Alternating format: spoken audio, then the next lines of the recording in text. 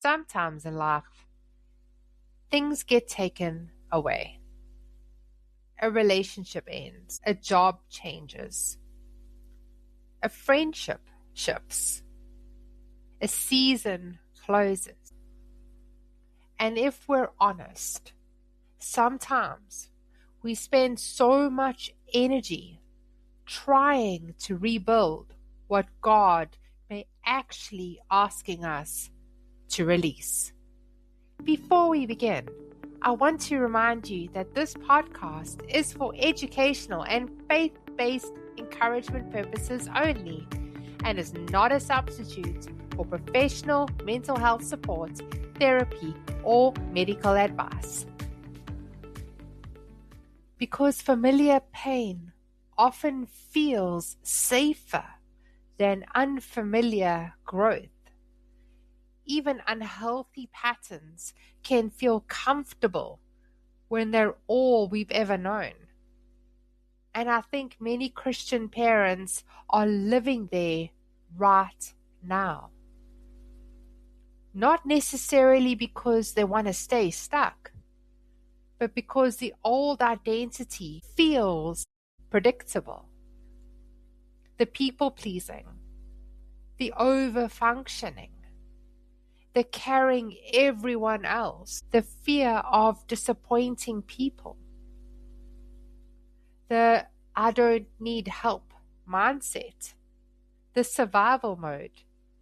And when God starts removing things that no longer fit who we're becoming, it can feel terrifying.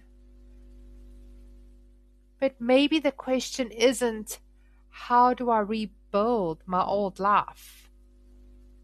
Maybe the real question is, what was my old life trying to teach me about who I was never meant to be? That changes everything, because sometimes loss exposes identity. Sometimes the relationship ending exposes abandonment wounds. Sometimes burnout exposes performance-based worth.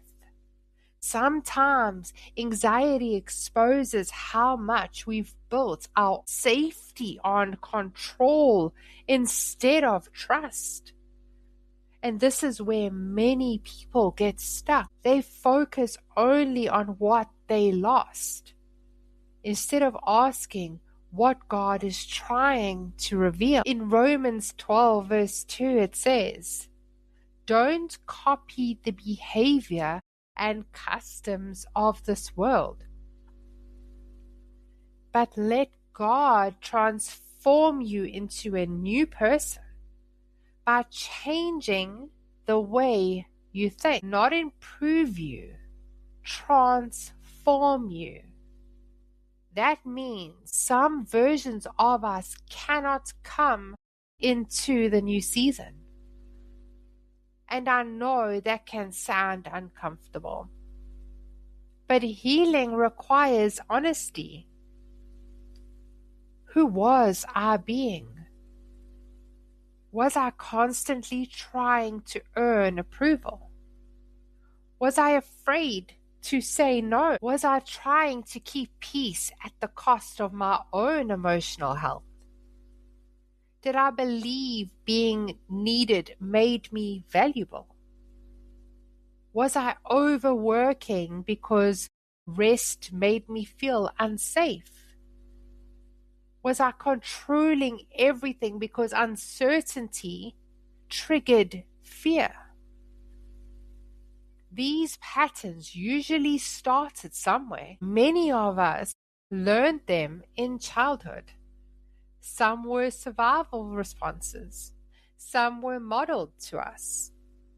Some came from rejection, criticism, instability, and fear. And the nervous system will always choose familiar over healthy until we intentionally retrain it.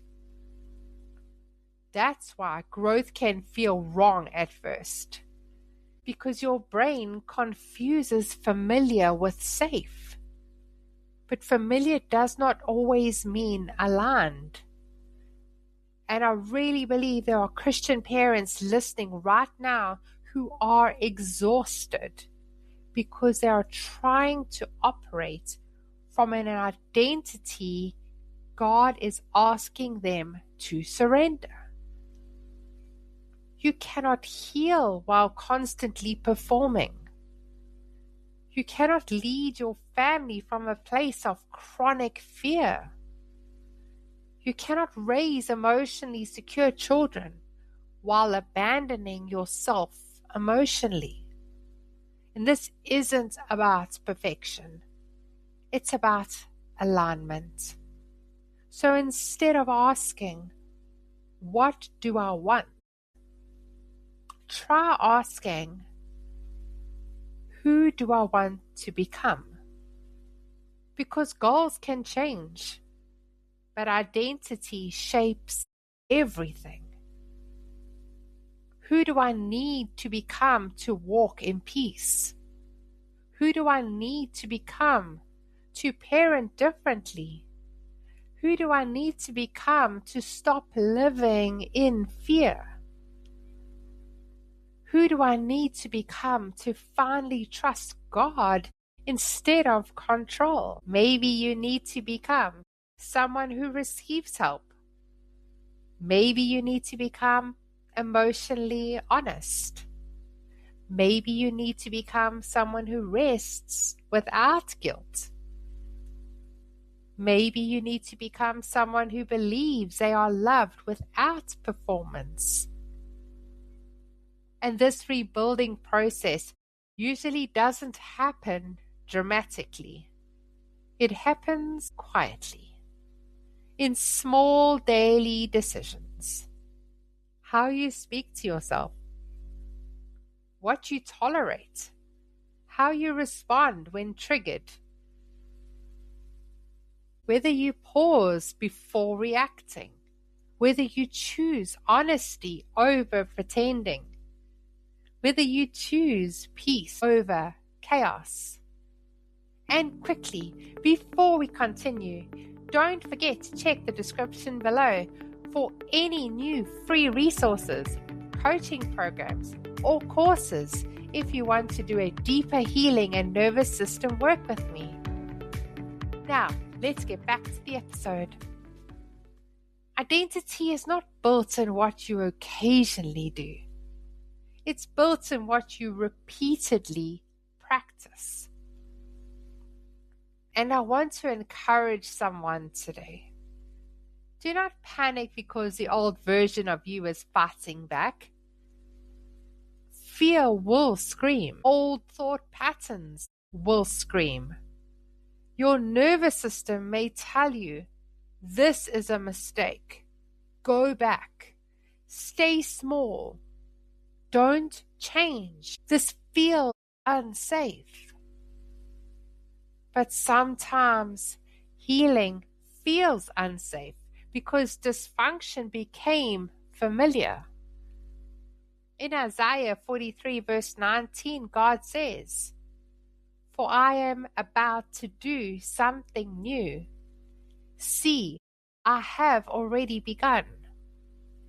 Do you not see it? The problem is, we often ask God for new while emotionally clinging to old identities. And parents, this matters deeply. Because children don't just inherit what we say, they absorb what we model. If they constantly see fear leading us, they learn fear. If they constantly see self-abandonment, they normalize it. If they constantly see anxiety controlling the home, they internalize it. But when they see parents healing, parents regulating, parents trusting God, parents becoming emotionally honest, it changes generations. You are not just healing for yourself. You are changing what gets passed down. And maybe today is the day you stop trying to rebuild an old version of yourself that was surviving and start becoming the person God is calling you to be. Not perfect, not fearless, but aligned. I want you to take 10 minutes after this episode and journal 3 questions. Who was I being in my old season? What is driving those patterns? Fear, approval, control, rejection, avoidance? Who is God asking me to be now? Then choose one small aligned action today. Maybe that's setting a boundary, asking for help, resting without guilt, speaking kindly to yourself, praying before reacting, saying no to something draining, spending quiet time with God instead of numbing with distraction. Before you go, I'd like to hear from you in the comments. What is one old identity, belief, or survival pattern God is asking you to let go of in this season?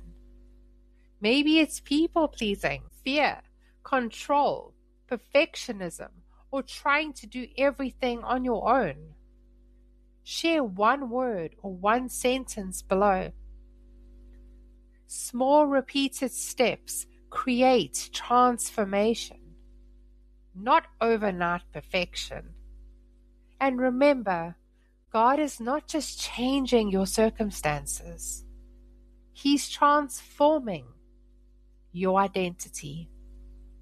If this episode encouraged you, share it with another Christian parent who feels stuck between who they were and who God is calling them to be. And remember, you are not rebuilding the old you. You are becoming someone new.